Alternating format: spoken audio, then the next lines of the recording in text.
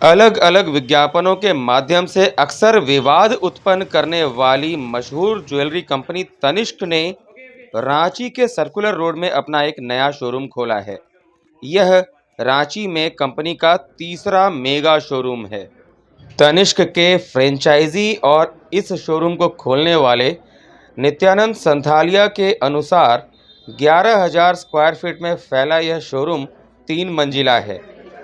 इस शोरूम के उद्घाटन के अवसर पर यहां कई ग्राहक भी पहुंचे और तनिष्क कंपनी के कई अधिकारियों और कर्मचारियों ने भी उद्घाटन में हिस्सा लिया।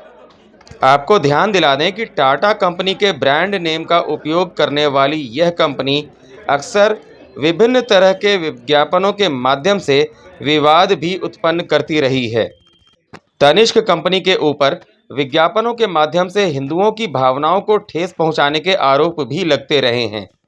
आपको याद दिला दें कि कुछ समय पहले ही तनिष्क कंपनी ने एकात्वम नाम का एक विज्ञापन जारी किया था, जिसमें एक हिंदू वधू को मुस्लिम परिवार के अंदर गोद भराई की रस्म के दौरान हैरान होते हुए दिखाया गया था।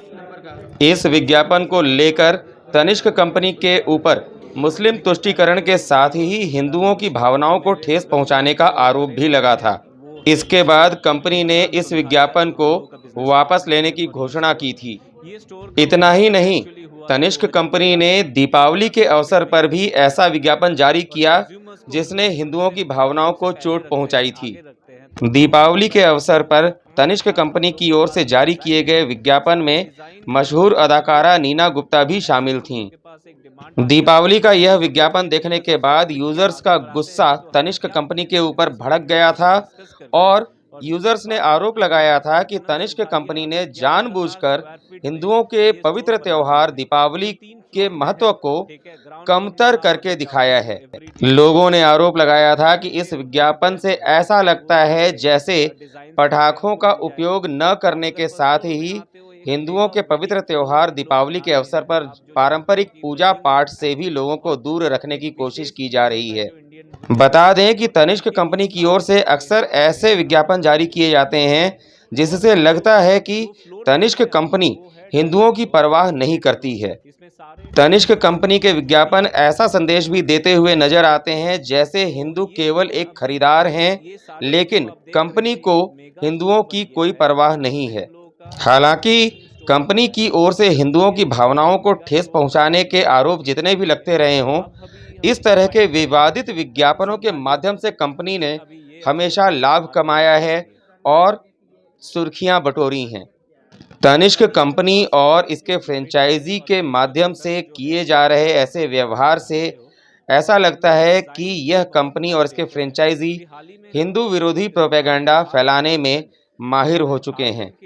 अपने इसी प्रोपेगेंडा के कारण कंपनी अक्सर विवादों में और चर्चा में बनी रहती है, जिसका लाभ उठाने में कंपनी कोई कसर नहीं छोड़ती।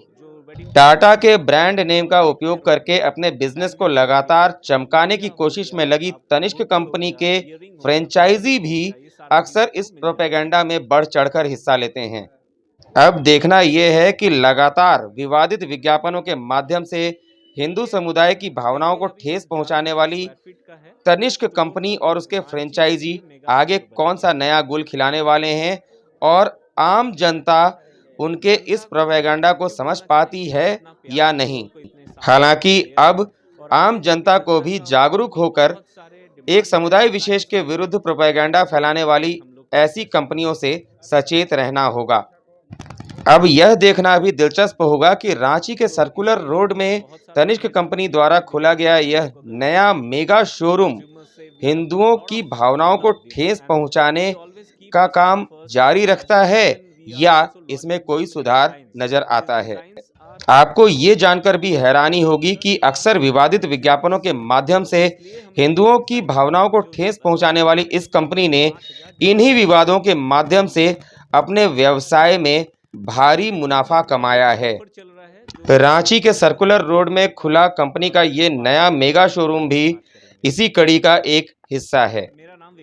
Bureau report, Ranchi.